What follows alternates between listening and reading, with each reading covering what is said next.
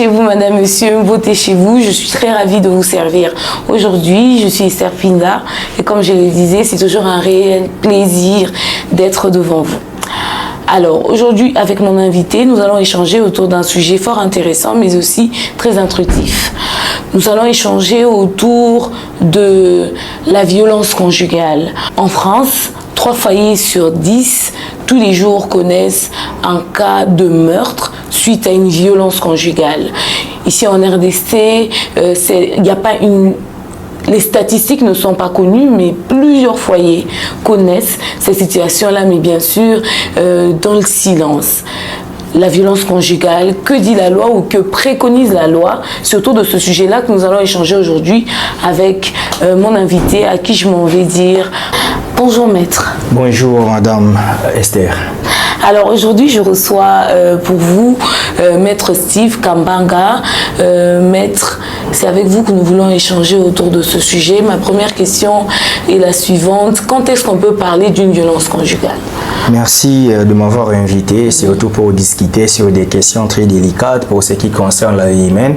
Et pour répondre à cette question, c'est normal, les gens doivent savoir si on peut parler de la violence conjugale, c'est-à-dire il y a une vie commune entre des personnes de sexe opposé, parce qu'en droit positif congolais, le mariage est réservé aux couples, aux des personnes de sexe opposé qui sont majeures.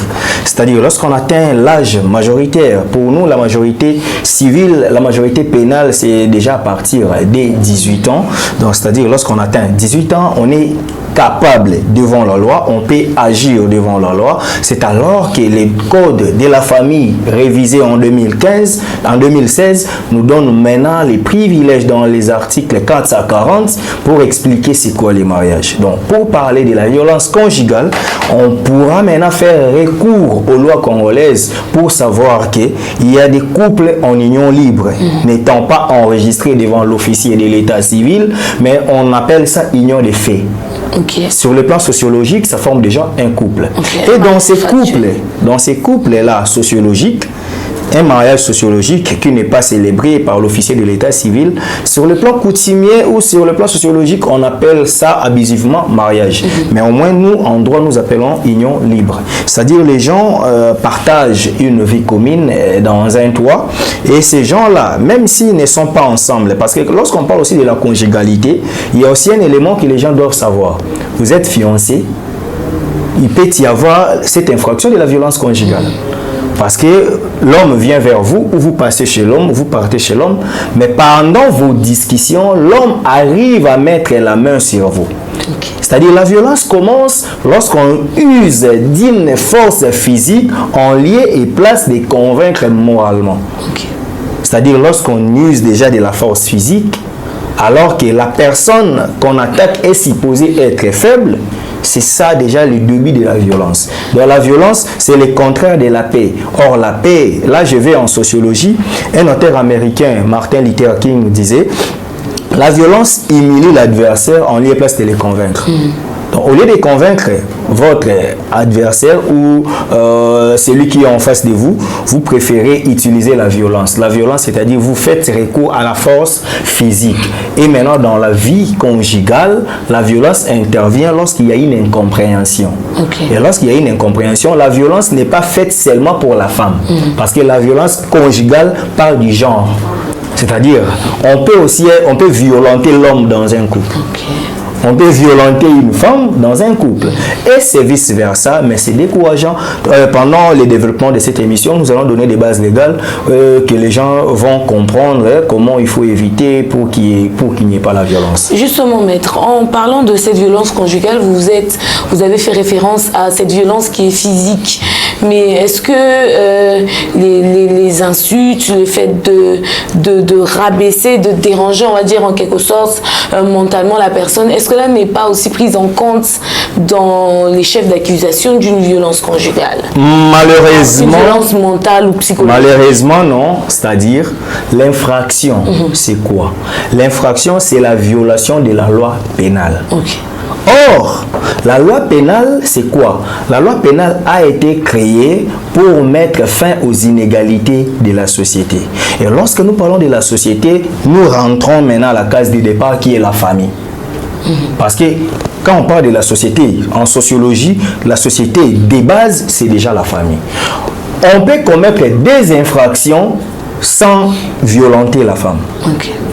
Déjà, si vous insultez, en droit, on dit nous l'homme crime, nous la poète si nélégué.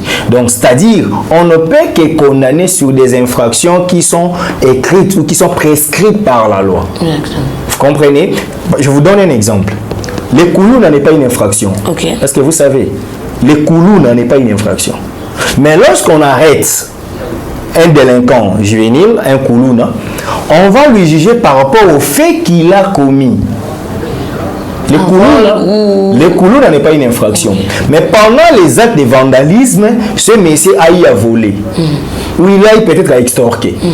Il sera jugé pour extorsion parce que le koulou n'en est pas repris en droit pénal congolais. Lorsque, dans les actes de vandalisme, ce koulou a eu à frapper quelqu'un, il sera arrêté et jugé pour coups et blessures volontaires. S'il y a meurtre, il y a cas de meurtre, il sera jugé pour l'infraction de meurtre. Donc, Kouloun en réalité n'est pas une infraction, mais les actes posés par ces délinquants, par ces présumés délinquants, c'est cet acte-là qui lui fera face au juge pour qu'il soit jugé. Donc, on peut porter des injures auprès de vous, vous détenez des preuves de votre mari ou de votre fiancé, vous les traduisez en justice, il ne sera pas condamné pour la violence conjugale, mais il sera condamné pour les injures portées sur vous, sa partenaire. C'est ça la lumière du droit. Exactement. Merci, maître. Qu'en est-il de la violence conjugale? Y aurait-il comme ça des dispositions prises par notre loi? Est-ce que cela est pris en compte au niveau de la loi et de la législation congolaise? Le législateur a tout prévu, sachant que la société est inégale. La société, en tout cas, il y a des inégalités et il fallait quand même mettre cet équilibre. Je suis dans l'article 16 de la Constitution du 18 février 2006, tel que modifié et complété à ces jours. Donc, la Constitution en vigueur que nous utilisons. Je suis dans l'article 16, ça dit quoi? La personne humaine est sacrée. L'État a l'obligation de la respecter et de la protéger. Toute personne a droit à la vie. Retiens, toute personne a droit à la vie, à l'intégrité physique, ainsi qu'au libre développement de sa personnalité dans le respect de la loi, de l'ordre public, du droit d'autrui et des bonnes mœurs. Je me limite d'abord par ici, je vais continuer. Les droits d'autrui, c'est votre droit. Je suis votre fiancé. Je dois savoir que la législation congolaise veille sur votre pleine vie parce que votre vie humaine, elle est sacrée. Donc je dois vous traiter en respectant la loi de la République, la loi mère qui est la Constitution et toutes les lois publiques et l'ordre public, même des bonnes mœurs. Je dois vous respecter. Et je dois savoir que ma liberté s'achève là où votre liberté commence. C'est ça le respect de la liberté d'autrui. C'est-à-dire le législateur a tout prévu. Et puis qu'est-ce qu'il dit encore? Nul ne peut être tenu en esclavage, ni dans une condition analogue. Nul ne peut être soumis à un traitement cruel, inhumain ou dégradant. Nul ne peut être astreint à un travail forcé ou obligatoire. Et lorsque vous parlez de la violence, ici on comprend que déjà un traitement cruel, n'est-ce pas une violence? Un traitement inhumain. Parce que dans l'humanité, dans l'humanisme, nous devons traiter nos semblables comme nous voulons aussi qu'on nous traite. Donc déjà quand je vous force à faire quelque chose qui dépasse l'entendement humain, là je suis dans la violence. Parce que le traitement humain est différent des traitements cruels. Exactement. Ou dégradants. Donc l'article 16 nous a prévu tout cela dans la Constitution en vigueur, c'est-à-dire vous avez le droit de vivre votre vie en toute liberté et en toute quiétude. Tout traitement dégradant constitue une violence sur votre personne.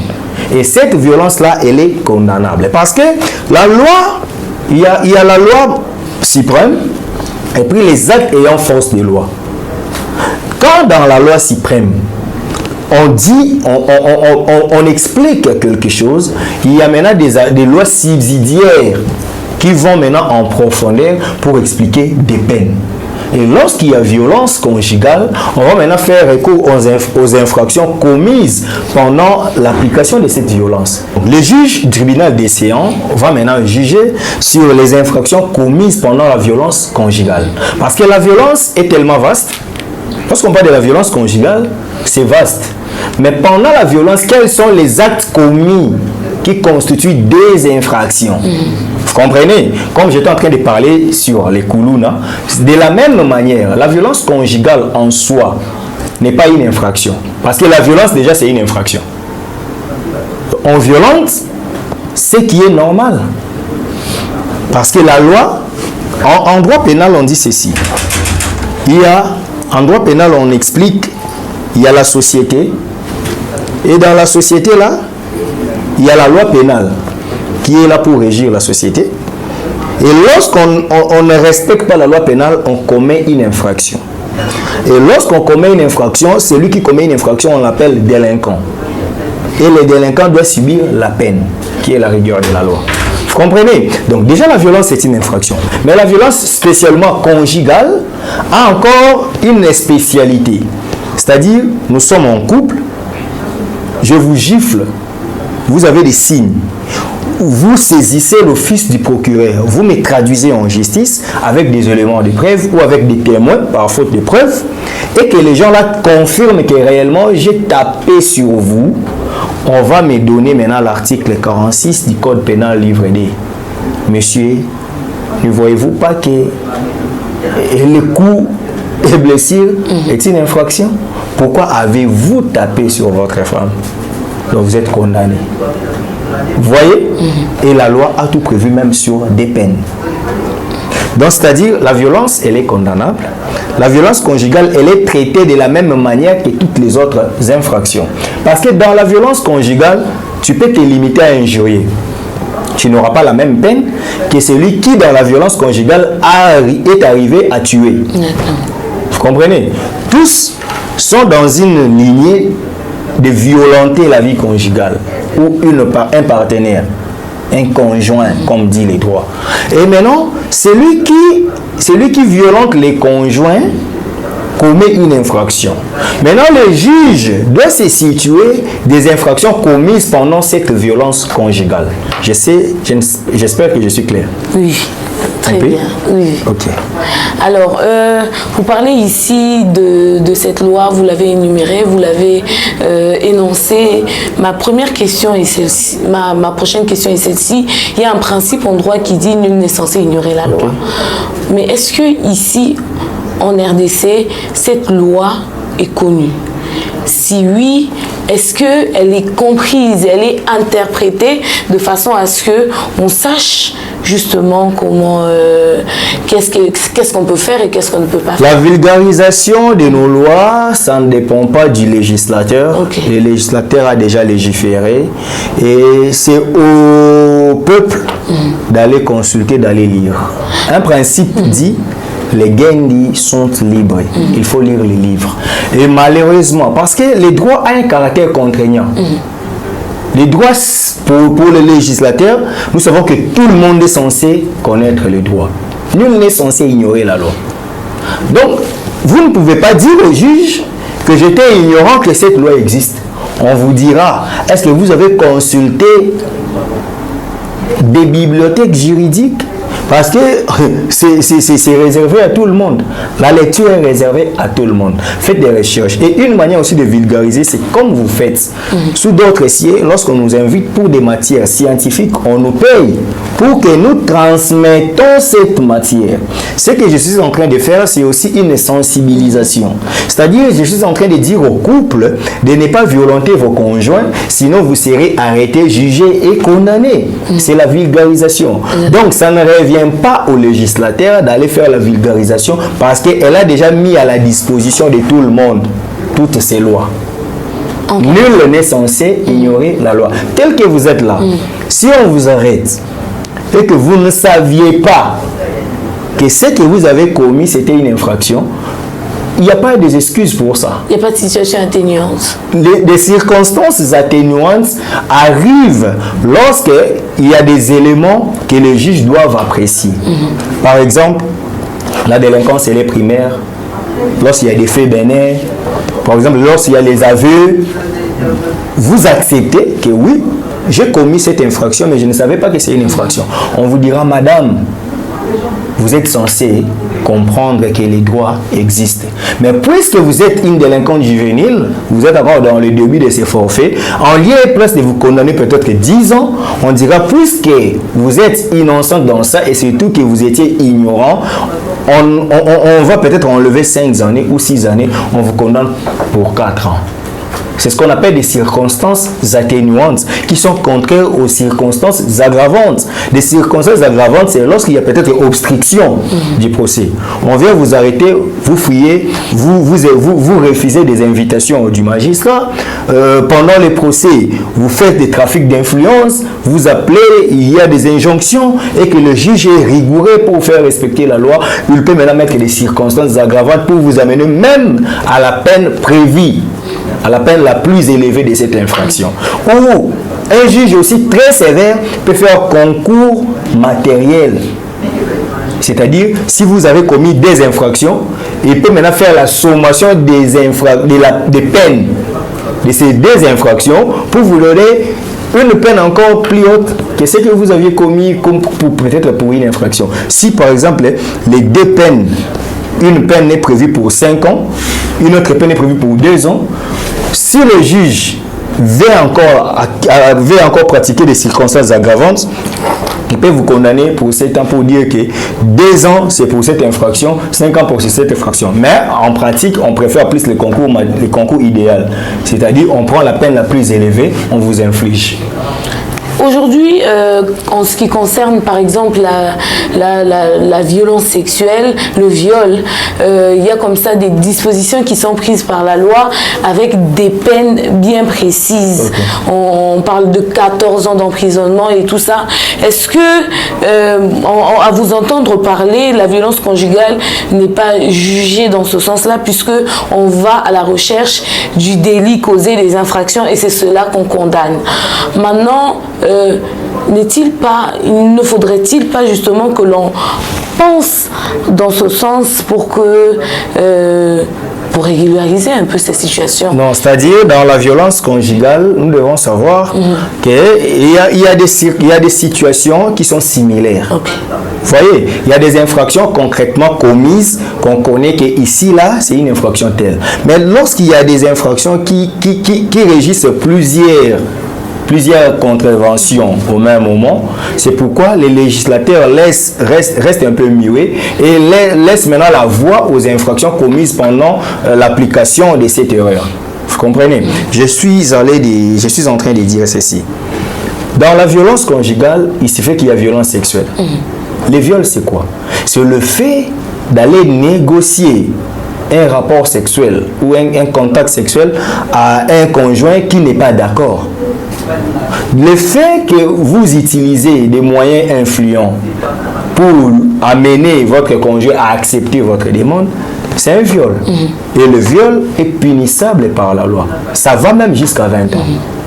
Vous voyez, maintenant le viol est inclus dans la violence conjugale. Exact. Vous comprenez? Dans la violence conjugale, c'est comme une maman qui a plusieurs enfants, que lorsqu'on vous violente, vous pouvez déceler des infractions. Ce n'est pas dit que le législateur n'a pas mis une loi spéciale. Parce que le législateur a compris que dans chaque couple, la violence conjugale se commet à tout moment. Donc, il laisse maintenant la porte ouverte aux infractions prescrites par la loi. Dans notre façon aujourd'hui, ou dans la manière du législateur de dire, dans la manière de ceux qui lisent ou disent la loi, de la mettre en application, est-ce que ici en RDC, ces dispositions, ces peines sont respectées? Oui, sont respectées. La raison pour laquelle il y a la justice traditionnelle. Déjà, pour rafraîchir votre mémoire, madame, nous sommes dans un État démocratique et dans notre État, nous avons 4 institutions étatiques et des institutions d'appui à la démocratie. Dans les 4 institutions étatiques, nous avons les présidents de la République, nous avons les parlements, nous avons les gouvernements et nous avons les cours et tribunaux. Donc les cours et tribunaux constituent une institution. Et cette institution-là, elle est là pour régir maintenant l'égalité dans la société. Toutes les dispositions dont nous faisons allusion ici, c'est prévu par le législateur qui est sous couvert d'une institution qu'on appelle les cours et tribunaux. C'est-à-dire lorsqu'il y a une infraction, lorsque vous êtes victime d'une infraction, vous allez soit chez l'OPJ au niveau de la police, soit vous êtes au parquet chez l'officier du ministère public. Là-bas, vous portez une plainte en bon et due forme et les concernés sera invité au parquet pour expliquer les faits. Et si les infractions sont prouvables, il va maintenant subir la rigueur de la loi. Parce que les magistrats du parquet, lorsqu'il finit son instruction, soit il classe les dossiers sans suite, soit il libère les présumés délinquants, soit il renvoie les dossiers au tribunal. C'est là où il y a la confrontation. Et pendant ce temps-là, peut-être s'il y a des indices de culpabilité, la personne qu'on a arrêtée ou la personne qu'on a accusée, l'accusé maintenant peut rester en détention préventive en entendant qu'il soit maintenant jugé devant les juges. Parce que ceux qui disent les droits, ce sont les juges. Les juges disent les droits. Les juges et les magistrats. Les avocats sont les auxiliaires de la justice et ils interprètent, ils pratiquent les droits, ils font des recherches sur le droit, ils amènent des principes et des exceptions, ils font vivre la loi dans la société. Mais les magistrats ne vont pas loin. Les magistrats reviennent toujours dans les codes. Madame, voilà ce qui prévoit les codes. Ça, c'est une infraction. Oh, papa magistrat, je ne connais pas ça, c'est votre problème. Néanmoins, toutes ces dispositions sont à votre disposition. Ces dispositions légales sont à votre disposition. Avant de prendre une petite page publicitaire, j'aimerais savoir, oui, cette loi est respectée, mais est-ce que cette loi correspond à nos réalités? Moi, je dirais oui. Je dirais oui parce que je reviens encore en G1. Bon, moi j'ai fait les systèmes anciens. Chez nous, c'était encore les premiers graduats. Dans les cours d'organisation et fonctionnement des compétences judiciaires, OFCJ, les gens vont comprendre une chose, que dans la genèse du droit, il y a eu ce qu'on appelle la loi du plus fort. Il y a eu ce qu'on appelle la vengeance privée. Et puis avec des Thomas Hobbes, il y a eu les Léviathans. C'est avec des Jean-Jacques Rousseau qu'on a maintenant séparé les pouvoirs pour montrer que ceux-ci peuvent faire ça. Donc, c'est-à-dire, la réalité humaine, la réalité universelle est que l'homme ne respecte pas la loi. Déjà, la loi divine n'est pas respectée, la loi morale n'est pas respectée, la loi sociétale n'est pas respectée. Il fallait maintenant une loi contraignante qui est la loi pénale. Donc la loi pénale n'a pas besoin de votre humeur pour respecter celle-ci. La loi pénale, c'est une obligation que vous devez respecter. Vous ne pouvez pas prendre un bien d'autrui frauduleusement. C'est le vol. On n'a pas besoin de votre réaction. Donc, dès que vous êtes né, dès que vous élevez l'enfant, vous devrez lui dire que dès que vous soutirez un bien d'autrui d'une manière frauduleuse, vous êtes un voleur. Et le vol est puni par la loi. Donc on n'a pas besoin de la réalité. Parce que la réalité africaine ou européenne, il y a des lois qu'on appelle les lois universelles. Mais il y a aussi des lois spéciales qui correspondent maintenant à toutes les cultures. Vous voyez? Mais dans les cas comme des violences, comme des viols, ce sont des lois universelles. Partout au monde, lorsque tu couches avec une personne sans son consentement, tu commets un viol. Et là, on n'a pas besoin de demander la culture chinoise ou congolaise. Tout le monde sait que ça, c'est le viol. Et puis, avec l'Organisation des Nations Unies, la Déclaration universelle des droits de l'homme, il y a aussi des lois comme ça qui régissent toute la planète Terre. Donc tous les vivants, toutes les personnes humaines comme nous sont soumises à respecter ces lois. Donc la loi, comme nous parlons de la loi sur la violence, cette loi-là n'a pas besoin de saut d'humeur, n'a pas besoin des répondants de notre culture ou de notre réalité. Vous êtes censé le respecter parce qu'en foi de quoi vous serez arrêté, jugé et condamné. Merci beaucoup, maître. Prenons cette petite page publicitaire puis retrouvons-nous tout juste après pour la suite.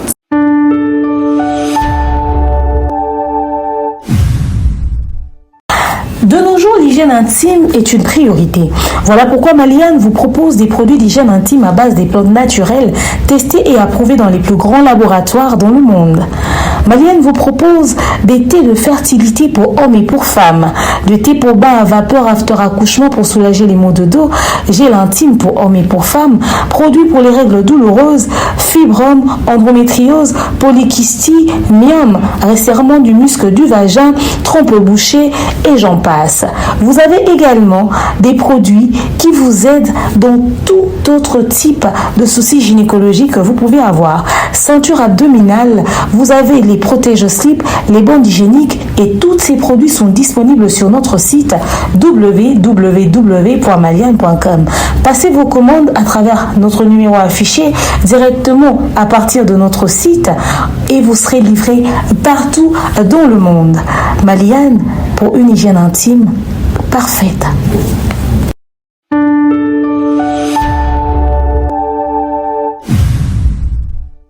Alors, de retour sur ce plateau, maître, puisque vous avez dit qu'en termes de violence conjugale, on traite les infractions, j'aimerais savoir, nous sommes en RDC et africains de surcroît, dans notre culture, la femme qui s'est fait violenter, généralement, celle-là ne dénonce pas. C'est même pour cela que les statistiques ne sont pas connues. On ne sait mesurer l'impact de cette action-là au niveau de notre société. Alors, comment est-ce que celui qui est dans une parcelle où il y a une femme qui est violentée, en cas de décès par exemple, elle sera aussi condamnée, une personne qui est aux alentours sera condamnée bien que celle-là n'a pas eu à... Cette question a des questions. Cette question a des questions. Okay. C'est-à-dire, vous demandez si on peut intervenir et si la femme peut dénoncer, pourquoi les femmes ne dénoncent pas. C'est la culture, malheureusement, la culture congolaise. Les femmes sont plus amoureuses des hommes que de leur propre vie. En tout cas, je dis aux femmes, même si vous êtes à l'étranger, même si vous n'êtes pas congolaise, lorsqu'il y a une violence conjugale, dénoncez votre mari. Traduire quelqu'un en justice ne veut pas dire que vous ne l'aimez pas ou vous voulez le tuer. C'est peut-être pour qu'il comprenne. Parce que les droits, la peine a des caractères. Hormis les caractères contraignants, il y a aussi les caractères pédagogiques. Les droits enseignent que dorénavant, évitez de violenter votre femme, votre épouse, votre conjointe. C'est ce que les femmes doivent savoir. Donc, si vous dénoncez votre mari ou si le mari dénonce sa femme, cela ne veut pas dire qu'il a maintenant une inimitié entre la femme et son mari.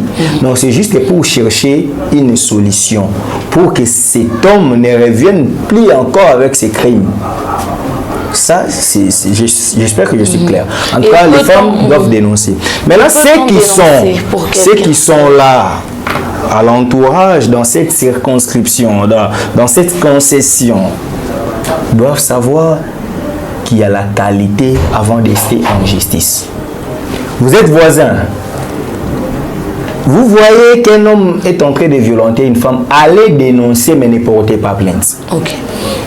Il y a une différence entre la dénonciation et rester en justice. Vous pouvez aller dénoncer, monsieur les magistrats, je ne vais pas être arrêté pour la non-assistance de la personne en danger. Mon voisin est en train de violenter sa femme comme pas possible. Chaque nuit, en tout cas, il lui inflige des coups, il tabasse sa femme à tout moment. En tout cas, allez prendre cet homme, en flagrance ou pas, mais convoquer cette personne-là. Et cette personne-là sera soucié de savoir qui m'a porté plainte et le magistrat dira que nous sommes à la recherche des infractions. Le magistrat a une technique de dire à un prévenu, à un inculpé, parce qu'au niveau des parquets, c'est être inculpé, il a la capacité de dire à un inculpé que non, moi-même j'étais en train de passer ces jours-là ou cette nuit-là. J'avais compris que vous étiez en train de tabasser votre femme. Je vous avais laissé parce que c'était la nuit. J'attendais que je sois au bureau pour faire un mandat normal, un mandat de comparution. Ou soit, si la situation est sur place, les magistrats peuvent maintenant envoyer les agents de la police judiciaire pour arrêter celui qui commet cette violence conjugale en procédure flagrante. Vous voyez, dans la flagrance, la procédure est accélérée. On peut juger au même procès, on peut juger cette affaire à une même séance et on condamne. Donc vous pouvez dénoncer. Mais pour rester en justice, vous devez avoir la qualité sur cette personne qui est victime. Ok. Quel genre de qualité? Quelle qualité par exemple? Je suis avec vous. Lorsqu'on vous tape devant moi, j'ai l'intérêt de vous protéger. Mais pour aller traduire la personne qui vous a tabassé en justice, je dois présenter des intérêts que j'ai sur vous. Soit vous me donnez la procuration que je dois rester en justice pour votre compte. Dans les cas contraires, je ne peux pas rester en justice pour une personne supérieure. Est-ce qu'un frère, une soeur, un oncle, un membre de la famille peut porter plainte à l'endroit de sa jeune soeur ou de sa fille qui n'en a pas le courage? Vaguement non. Ok. Non. Mais il y a des cas maintenant, il y a des exceptions, parce qu'en droit, ce sont des principes et des exceptions. On ne peut pas rester en justice pour le compte d'une autre personne, une tierce personne. Mais on peut rester en justice si cette personne-là fait un mandat.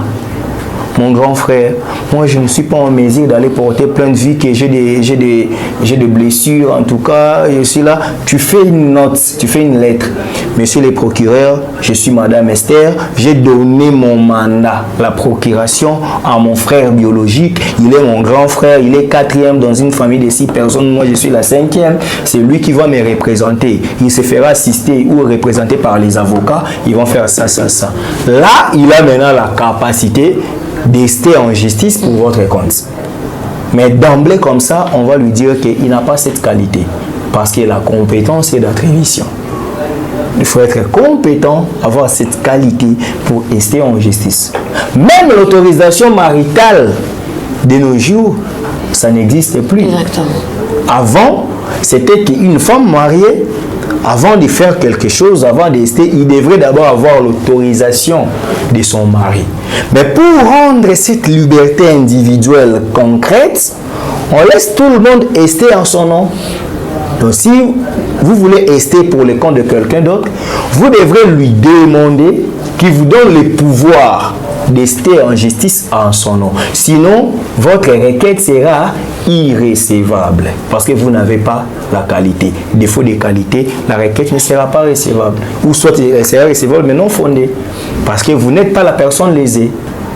Revenons un peu sur ce que vous avez mentionné tantôt, la non-insistance de personne, d'une personne en danger.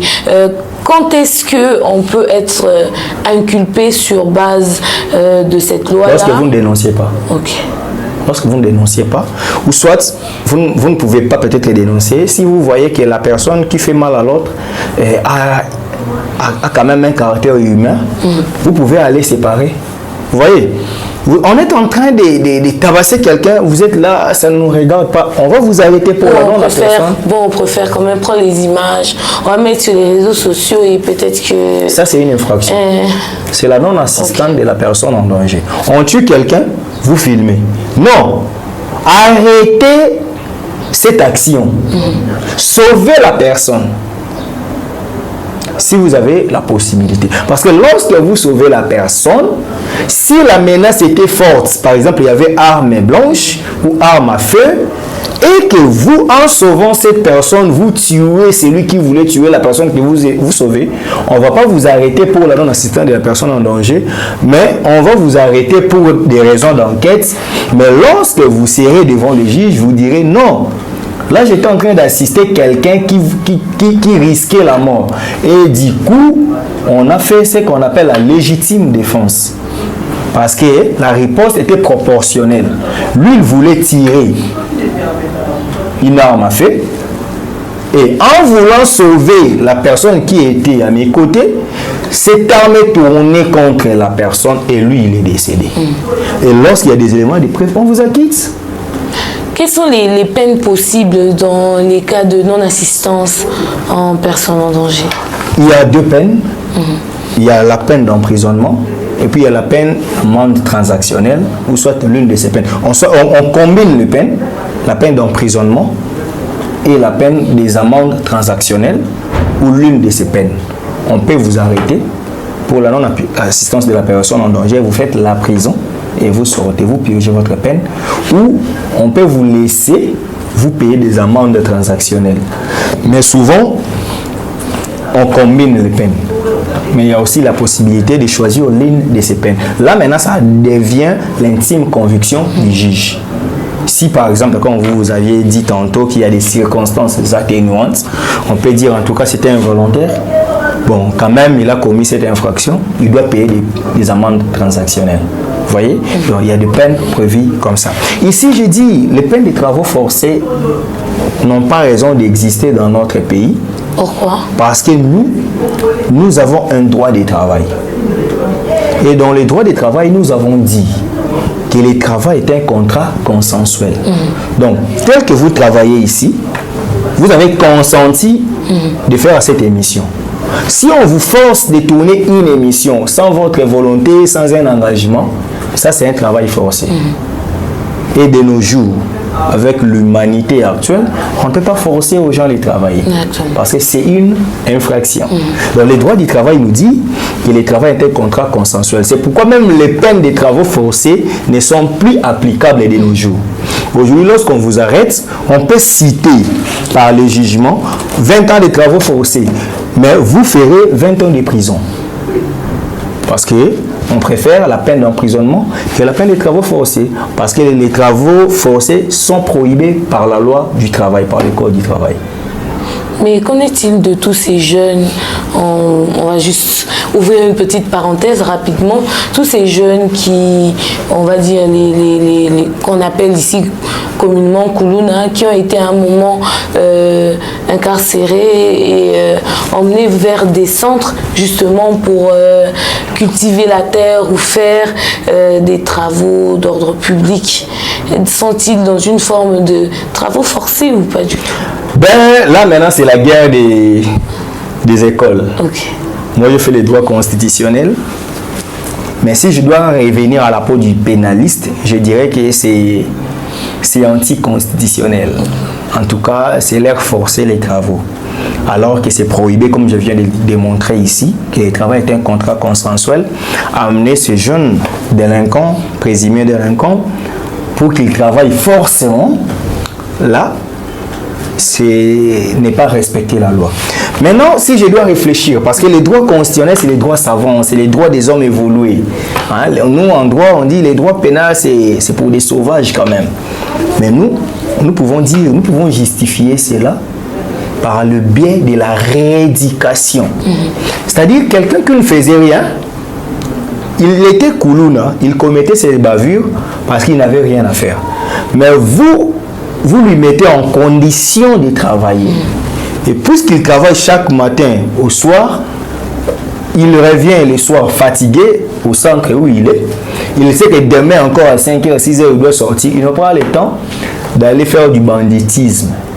C'est aussi une manière de laver cette mémoire biaisée par des actes de vandalisme, parce que celui qui travaille n'a pas le temps. Je vous donne un exemple. Nous avons notre manager ici, Christian. Tel qu'il est ici, il est concentré à ce qu'il fait. Il n'aura pas le temps d'aller demander, d'aller tenir une manchette pour tuer les gens, pour obliger, pour extorquer. Parce qu'au moment où nous tournons, il est ici dans son travail. Mais celui qui ne fait rien à la maison, lorsqu'il est fauché, il s'est dit peut-être qu'à 4 h du matin, il doit se mettre dans un coin obscur pour traquer tout ce qui passe en guise de bénéficier de quelque chose. Donc, j'espère que j'ai joué le rôle d'un bon avocat. Donc, étant pénaliste, l'État congolais commet une infraction. parce que l'État oblige ces jeunes-là de travailler. Mais quand je reviens dans ma peau d'un juriste civilisé, un juriste publiciste, là je développe maintenant la thèse de dire que non, c'est une façon de donner de l'emploi, de répondre aux attentes de ces jeunes délinquants qui n'avaient rien à faire. Aujourd'hui, ils sont devenus cultivateurs, ils produisent des maïs, ils n'ont pas le temps d'aller faire du banditisme. Exactement. Nous allons finir quand même par ce cas d'espèce qui a fait couler beaucoup d'encre et de salive, qui a frustré, révolté plus d'un. Ce qui s'est passé notamment avec la femme de l'ancien vice-ministre de l'hydrocarbure de notre pays, M. Moussa Monongo. Le meurtre, il a été accusé de meurtre sur sa femme Kadija et d'après lui, il nie toute implication, mais quand même, suite aux preuves qui ont été présentées, il a été inculpé pour 20 ans de prison et une amende de 1 million de francs. Qu'est-ce que vous pensez de cette sentence, de cette peine qu'il incombe? Moi, j'ai toujours félicité la justice congolaise sur ces procès. Pourquoi? Parce que c'était d'abord jugé en sa procédure de la flagrance. Et madame, nous devons éviter de commettre des infractions.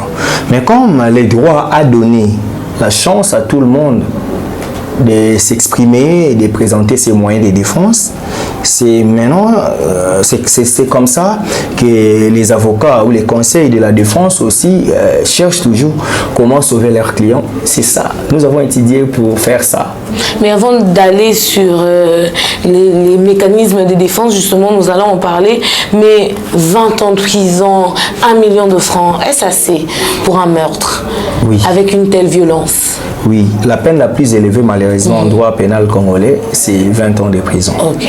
Parce qu'avec cette abrogation de la peine de mort, bon, c'était pas aussi une abrogation, c'était levé, c'était un moratoire. Bon, aujourd'hui quand même il y a des procédures sur cette levée, ces moratoires. Parce que la peine la plus élevée dans notre code pénal, c'est la peine de mort. C'est dans la peine de mort qu'on retrouve des peines capitales, qu'on trouve des autres peines. Mais la peine de mort, soit vous faites la prison jusqu'à la mort, soit on vous tue. Vous voyez? La peine de mort, il y a eu moratoire pour écarter cette peine. C'était une histoire politique. On avait peur avec le mouvement des Kabila. Peut-être qu'on pouvait traquer les mobutistes. Tout ça. On a évité cette peine de mort. Aujourd'hui, la peine la plus élevée dans le code pénal en pratique, c'est la peine de 20 ans d'emprisonnement et les amendes transactionnelles. Et les gens aussi doivent savoir que nous, au Congo, nous utilisons les francs congolais. Chez nous, on n'utilise pas les dollars. Le code pénal que nous utilisons, c'est le code pénal de 1940. Aujourd'hui, avec cette réalité, d'ailleurs, dans le code là, parce que c'est révisé, vous verrez qu'on parle des amendes transactionnelles dans le nouveau Zaïre. C'est l'ancienne monnaie qui n'existe plus. Maintenant, aujourd'hui, on reconvertit maintenant les nouveaux Zaïre en francs congolais. C'est pourquoi ça donne des millions de francs congolais. Même les gens, parce que quelqu'un m'avait posé cette question dans une émission, mais c'est trop peu, 1 million de francs congolais représente quoi? C'est même pas 500 $. Vous voyez, ça c'est encouragé. La loi est dure, mais c'est la loi. Même si vous avez perdu votre sœur, mais on ne peut pas aller au-delà de ce que le droit a prévu. Le droit a prévu la peine de 20 ans d'emprisonnement. Et puis, possible appel. Vous m'avez posé cette question. Oui, justement. On a interjeté au niveau de là que je voulais atterrir avec cette émission, la partie défenderesse, la partie, justement, les avocats de M. Moussa ont... Bon, en droit pénal, on parle de parties prévenues. Prévenues ou merci beaucoup. La partie défenderesse, c'est en droit civil. C'est la partie, justement, de... C'est en droit civil. Donc, en droit pénal, il y a 4 parties au procès. Nous avons la partie civile, nous avons la victime, nous avons l'accusé et nous avons l'OMP. Vous voyez, l'officier du ministère public s'associe à la victime. Vous voyez, mais le prévenu est seul. Le prévenu est seul avec ses avocats. De l'autre côté, il y a la partie civile qui a intérêt. sur la victime, il y a lui-même la victime, et puis il y a le ministère public. Donc, le ministère public, c'est les défenseurs, c'est l'avocat de la société. Et lorsque la société est lésée, on vous a escroqué, on vous a tapé, on vous a tabassé ou on vous a tué, vous n'êtes pas là, la victime n'est pas là. Ou soit vous êtes là, on vous a imputé la jambe, vous êtes là, vous demandez la justice sur ces dommages subis. Pendant que vous êtes là, vous êtes la victime. Maintenant, la famille qui est avec vous, c'est la partie civile. Le ministère public, c'est le magistrat qui avait les dossiers au niveau du parquet. Lorsqu'il défère ces dossiers au tribunal, lui, il devient le ministère public. C'est-à-dire, il vous défend maintenant. Il est contre les prévenus. Donc, il y a 4 parties au procès. Mais lorsque nous sommes en procédure civile, nous sommes en droit civil, c'est la partie défenderesse et demanderesse. Ok. Ils ont dit qu'ils feront un recours, ils ont fait justement recours pour demander une révision de la décision parce que pour eux, leur client n'est pas coupable étant donné que d'après eux, cette dernière est morte d'un cancer. Pensez-vous qu'ils pourraient obtenir un gain de cause ou situation atténuante? Vous savez, en droit pénal, la partie la plus compliquée, c'est la procédure pénale. Ça va léser les gens, mais on ne peut pas traiter quelqu'un de délinquant lorsqu'il n'y a pas eu condamnation définitive. La présomption d'innocence s'achève que lorsqu'il y a la condamnation définitive et que toutes les voies de recours sont épuisées. L'affaire Moussa Mondo a été jugée au tribunal de grande instance de la Gombe, de Ngalema ou de la Gombe. Il est jugé.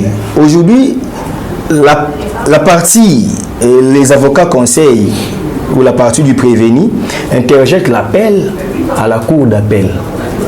À la cour d'appel, on peut alléger la peine, on peut rester avec la peine parce que c'est la peine la plus élevée. Et puis, lorsque vous interjettez appel, les juges de forme peuvent aussi augmenter la peine. On peut dire, bon, 20 ans quand même, c'est suffisant, comme c'est la peine la plus élevée, mais au lieu de 1 million, vous payez 5 millions de francs congolais. Ce n'est pas seulement à son avantage. À ses risques et périls. Voilà. Donc, c'est prévu en droit, même si on vous a vu comme ça, comme Moussa, vous avez tué votre femme là. Puisqu'il n'y a pas encore une condamnation définitive et que toutes les voies ne sont pas encore finies, vous jouissez encore de la présomption d'innocence. Et ce n'est pas fini. Si à la cour d'appel, le jugement ne plaît pas aussi à ces avocats, ils iront maintenant à la cour de cassation. C'est là les derniers ressorts, parce que nous avons le principe des doubles degrés de juridiction. Ils étaient en TGI, ils sont maintenant en cour d'appel, ils finiront en cour de cassation. Mais si vous estimez que ces jugements-là, on reste en dehors les 10 jours qui suivent le jugement, vous n'interjetez ni l'appel ni l'opposition, c'est-à-dire vous acceptez le jugement, vous purgez la peine. Mais là, les avocats de Moussa n'ont pas accepté le jugement. Pour eux, le jugement c'est trop fort. La condamnation est très forte, qu'il fallait interjeter l'appel parce qu'ils ont leurs moyens de défense. S'ils ont le moyen de défense que M. Mondo n'a pas tué son épouse, la charge de la preuve incombe à celui qui est acquise, qui est la partie de Moussa, montre au juge de la cour d'appel que le ministère public n'avait pas raison de condamner Moussa à 20 ans. Voilà les éléments, la femme s'est suicidée. Là, on dira qu'il est innocent. Mais s'ils n'ont pas de preuves, ils finiront par accepter le jugement. Parce que le jugement, on n'a pas besoin de voir la figure de la personne, mais on a besoin de faire respecter la loi. Vous avez tué votre femme, vous avez tué un humain, vous avez tué une personne, vous devez purger. Et surtout, il y a un élément d'extranéité qui peut causer un préjudice dans la diplomatie congolaise et malgache. L'avantage pour juger cette affaire en droit positif congolais, c'est que la femme était malgache, mais le mariage était célébré en droit positif congolais. Ils étaient mariés légalement en droit congolais. L'homme est congolais. Ils vivaient, leur domicile était au Congo. C'est pourquoi les droits congolais s'est saisi du dossier. Les droits malgaches étaient en train de voir. S'ils n'étaient pas contents, ils pouvaient aussi rester en justice, dans la Cour internationale de justice, pour que M. Moussa subisse cette peine. Vous voyez? Aujourd'hui, M. Moussa, moi, je ne dirais pas qu'il est délinquant état scientifique, parce qu'il n'y a pas encore eu la condamnation définitive, mais à ma qualité de juriste, je vois que la peine là, c'est la peine qui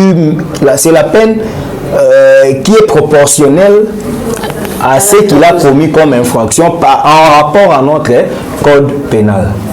Parce que s'il y avait la peine de mort, il pouvait aussi subir la même peine.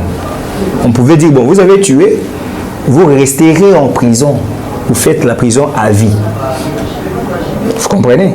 Mais comme le code pénal congolais, la peine la plus élevée, c'est la peine d'emprisonnement pendant 20 ans, et que Moussa est infligé par cette peine, il n'a qu'à subir.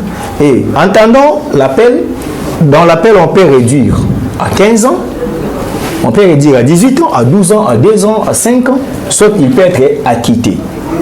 Ça, c'est la magie du droit. Merci beaucoup, maître. Le droit n'est pas la religion, madame. Elle est dure, justement. Merci beaucoup, maître, d'avoir accepté de répondre à nos questions. Avant de nous quitter, un dernier mot. Je dirais aux Congolais d'aimer aussi des émissions scientifiques. Vous verrez, ces genres d'émissions, les gens vont zapper. Les gens préfèrent plus lorsqu'il y a des bordures, ça et là. Mais les gens doivent savoir que nous sommes allés à la faculté des droits. Et nous sommes revenus maintenant pour mettre de l'ordre dans la société. Et tout ce que nous faisons, en réalité, sous d'autres sièges payants, on devrait nous payer pour vous transmettre cette matière. Volonté, juste une manière. Je sais que dans cette émission, 2-3 personnes peuvent maintenant savoir comment vivre. Ils vont maintenant éviter de commettre des infractions. Ce sera un pari gagné. Et je demande aux Congolais, en tout cas, de respecter les droits, de respecter la loi, parce que nous avons intérêt de vivre le plus longtemps possible au respect de la vie humaine, surtout au respect d'autrui. Parce que notre prochain mérite notre protection. Vous devrez protéger votre prochain. Ça sera les vrais droits. Parce que les droits n'est pas là pour tuer les gens, mais les droits est là pour sécuriser tout le monde. Et nous voulons que tout le monde soit sécurisé par les droits positifs congolais. C'est pourquoi nous vous demandons en tout cas de respecter vos limites, parce que votre liberté s'achève là où la liberté d'autrui commence. Merci madame. Merci beaucoup maître, merci beaucoup à vous de nous avoir suivis. Nous sommes vraiment arrivés au terme de cette émission. Merci beaucoup à Christian Lumia qui était derrière la caméra, mais qui sera aussi à la réalisation. Vous nous avez suivis sur Buzz Officiel. Cette émission sera relayée sur Demeure Officielle et Empire Buzz. C'est fait un réel plaisir pour moi de présenter cette émission. Je suis Esther Pinda. Laissez-nous vos avis en commentaire. Ça nous fera plaisir de vous lire. Envoyez-nous aussi beaucoup de j'aime. N'hésitez surtout pas à partager autour de vous cette émission afin que plusieurs apprennent et prennent conscience.